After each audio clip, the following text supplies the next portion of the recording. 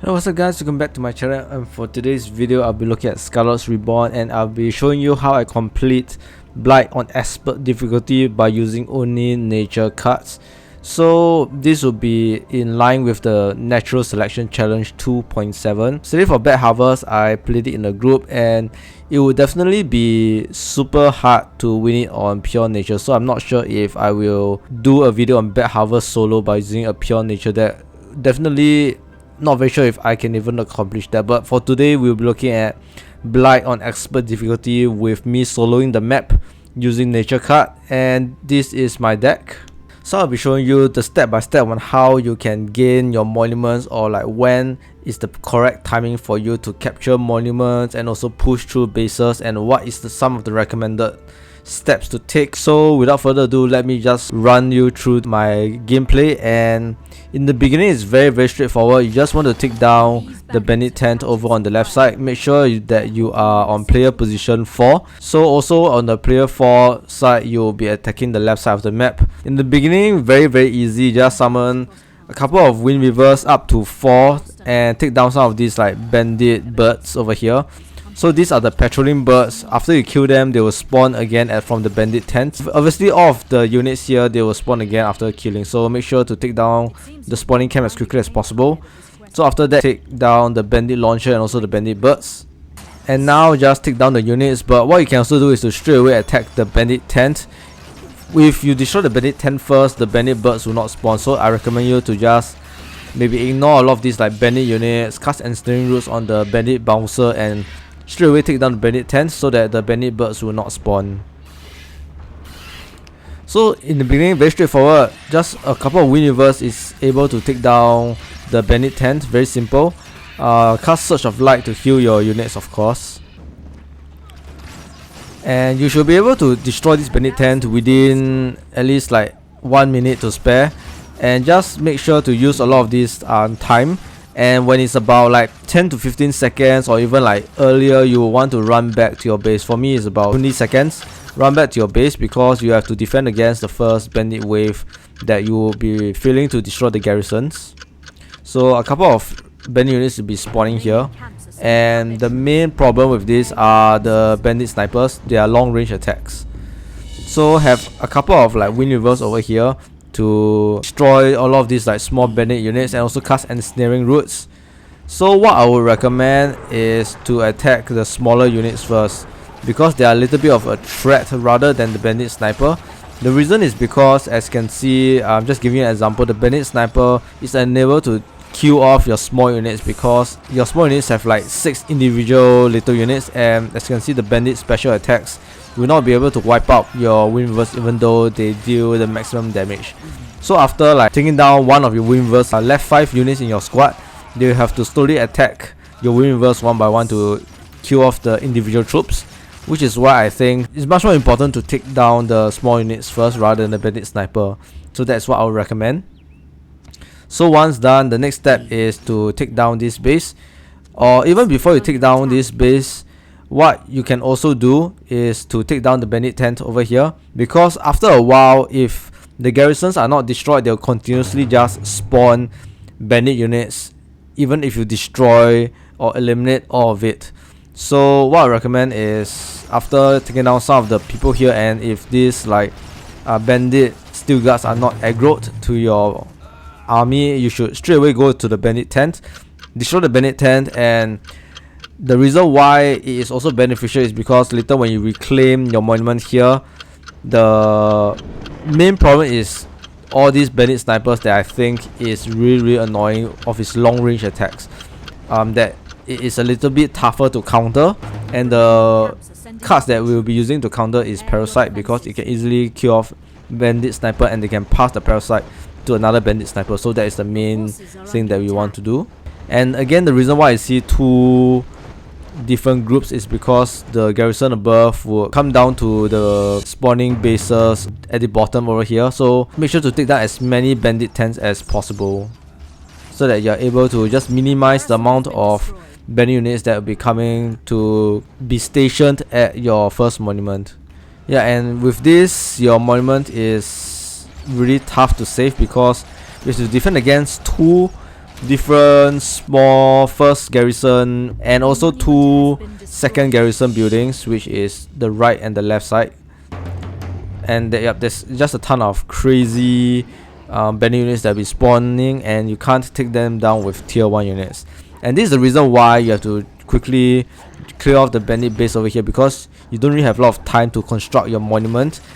Just a minute or so, and if you fail to construct this monument within a minute, you will lose the game. So recommend to make sure that there's no enemy units surrounding here so that it hinders you from building your monument.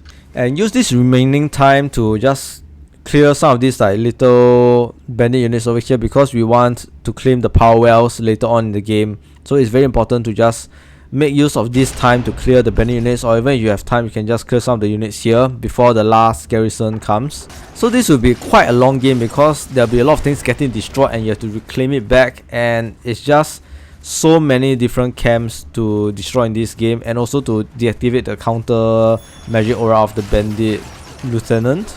And this army attacks you when you have your second monument built. So tip over here is to not queue off this enemy units. I think I've explained this in some of my previous Blight videos. The reason why you don't want to take down all of these like bandit units that attacks your monument is because when the next garrison unit comes and destroys your monument, you only have less than about 30 seconds for you to get up the monument. And if you kill off these spawned enemy units that will be targeting your second monument, 30 seconds isn't enough for you to take down those like 3 to 4 bandit vanguards and 2 bandit steel guards. So obviously when the bandits come and station at your monument, those bandit units and are stationed at your monument, you will not be able to win the game, because you just can't construct the monument in time within that 1 minute. So this is a trick that I will do. Just make sure to not kill these bandit steel guards until the garrison spawns after a while, like about 30 seconds or so. Just show you what I'm doing here. I just let it die naturally. Once the garrison is spawns, you will know that when this unit die, the unit have sort of like a delay to be spawned from this like bandit spawning building to walk all the way down to your second monument. So you will be assured that when you claim this second monument over here, there will not be any enemy presence, and you are able to just get up your monument straight away. I'll just show you why you don't really have a lot of time. So as you can see, the bandits are just lured to your monument and they destroy it, and the countdown starts. So you need about 30 seconds or so, because if you get it up too early, the bandit waves here will be aggroed to your monument, most particularly the bandit sniper, so you don't want that to happen. And around the 20-second mark, you can get up your monument, then it's about safe. And once monument up, you can see that the bandit waves are spawned. Wait, I think these waves might be spawned from this building instead, this spawning building, and not this. So with this, you are assured that no bandit units will be attacking you from the garrison building. So now is the time for you to clear a lot of these bandit garrisons, get up your monument, and get tier 2 so that you're able to build some defensive towers and claim back your third monument. And from then on, once you got a third monument, it will be quite an easy game. So this is very simple. Just take down the enemy buildings, and the bandit wizard tower is a little bit annoying, so I would recommend 2 world beasts to sort of draw its knockback attack, and the rest of the wind reverse will focus on taking down the bandit wizard tower. So as you can see, the world beasts quite tanky because they have regenerative powers, but the wind reverse are not knockback, so you can deal massive damage to the bandit wizard tower. So I have a root nexus spawned because I'll be building some living towers to take down bandit units that will be attacking my monument. So this would be part of my root network at this base here, and I would just recommend about 3 living towers is good enough. Even 2 is good enough with spike root. So once tier 2 is up, don't forget to get up your power wells too, and just claim all your power wells and build a whole row of living towers. We'll be using the root network and Mouth of the Keeper and living towers to defend the base. So once this monument is up, just to let you know, you have to make sure to pay attention to this base, because there'll be one bandit sniper that will be coming against to attack this monument, and you have to have like a spike route to deal with the bandit sniper. If not, none of your buildings or even like your units will be in range, except for like your universe in the beginning when I used to defend, so I don't really have to worry about too much about this base. So over here, let me just show you my defenses. I will have a lot of living towers, a couple of root nexus, and some Mouth of the Keeper. So the purpose of Mouth of the Keeper is to prevent the Bandit Wind Hunter from attacking my living towers. For the rest of the living towers, also for root network, it's stronger to have many living towers. So even though some will not be very useful here, but as long as they're connected to the root network, your living towers, they are more exposed to the enemy side, will be able to fire much quicker.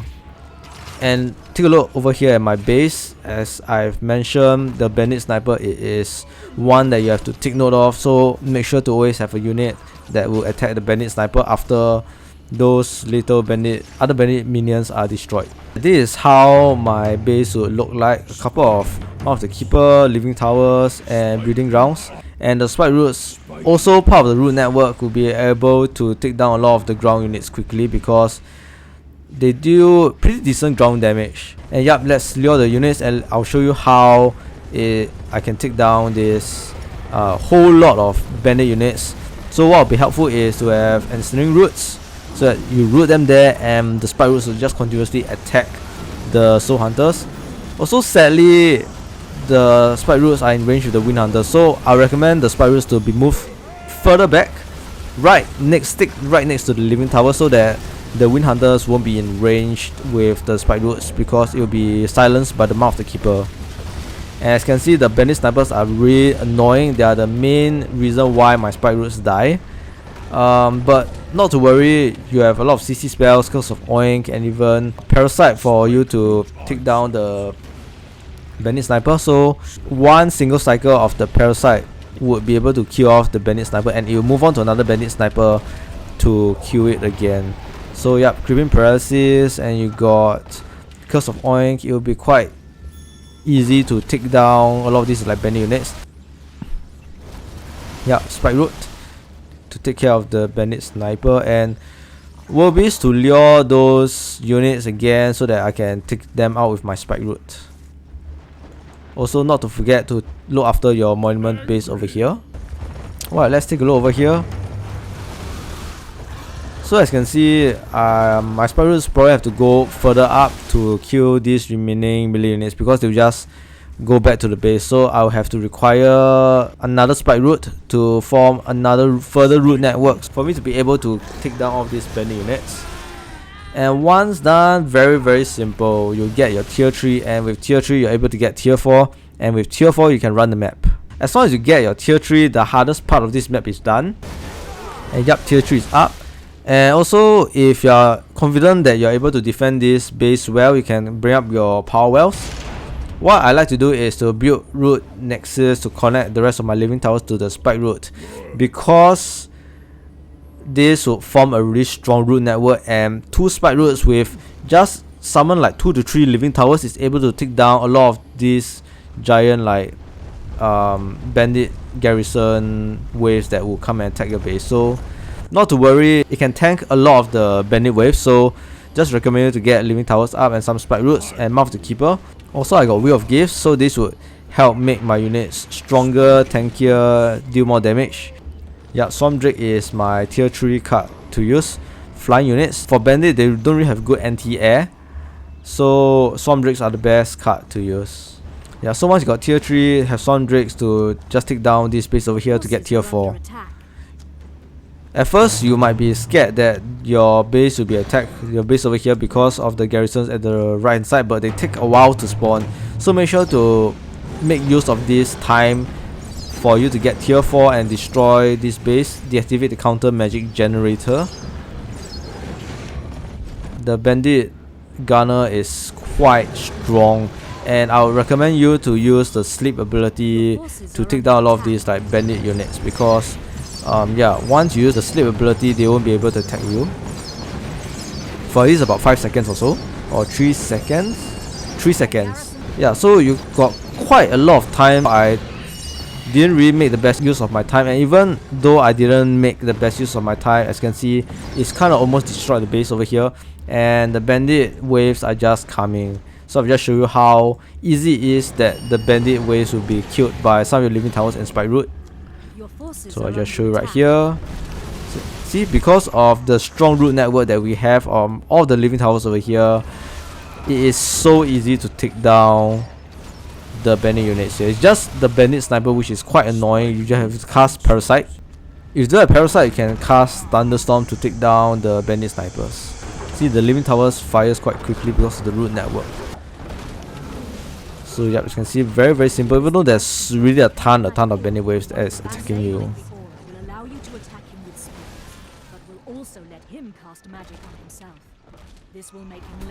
So yep, spike roots, take down the bandit snipers, and that is easy. So yes, make sure to get tier 4 quickly. Alright, spike root to retreat so that the wind hunters will not be able to attack my spike roots. Oh, but again, the bandit sniper is quite annoying. But as you can see, everything works out well, very simple. The bandit waves will be destroyed quite easily. And then at the moment, get a tier 4 up and build breeding grounds for summoning strong tier 4 units. And parasite, really simple. From here, once you get your tier 4, you don't really need to use your monument over here, because there's another monument that is based here, and have your tier 4 unit to clear this entire camp and take this monument.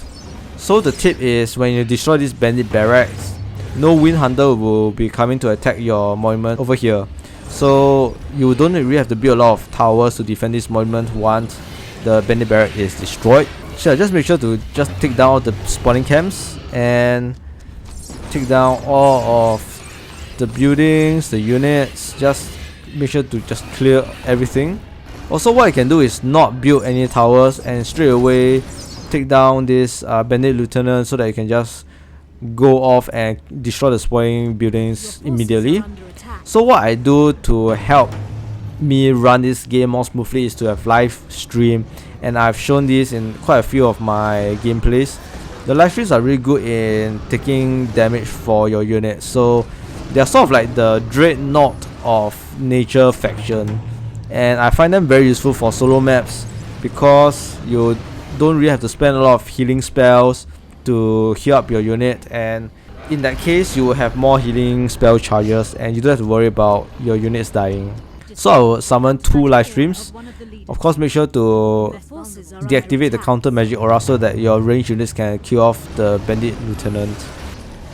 Yep, so once your monument is up over here, you can just take down your defenses here and gain back your void power from your living towers.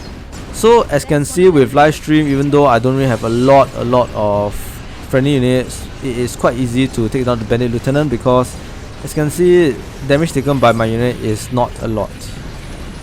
So it will be very easy to just clear off the base over here. And once this half is done, you need to go over to the other side of the camp to take down the counter magic generator over here. But what I can also suggest is to have melee units instead, like the Colossus, to attack the bandit lieutenant, so that you don't have to have your giant wave and another ground unit to gain ground presence to attack this camp again. So that is what I would recommend, and this would probably save you up to like 10 to 15 minutes, because it is really a journey and you have to build a separate live stream, because the live stream over here is just not within range to be cast over at the other side of the map. So this is just me attempting to clear the other side of the map just to deactivate the counter magic aura. So as you can see, from this point it's very simple, very easy to take down a lot of these like generators. Yep, and I have to clear the other side. So again, if you don't have to clear the other side of the camp, you'll save a lot of time, simply because you just don't have to clear a lot of these like bandit units and this entire camp again, and have your giant rim run one entire big round across the map. Highly recommend to have Colossus, and the reason is because Colossus has a very good XL attack against the bandit lieutenant. So that's one suggestion that I will go. So with every single bandit lieutenant destroyed, you can just you sort of like win the game, because all you have to kill is the Ravenheart, and Ravenheart is pretty easy. And yes, with this I've shown you how you can gain victory in playing Blight on solo by using a pure nature deck. And I hope you guys enjoyed this video and achieve your challenge 2.7 and gain more points for your natural selection season of the Skylords Reborn. So I hope you guys enjoyed this video, and I'll see you guys again real soon for the next video.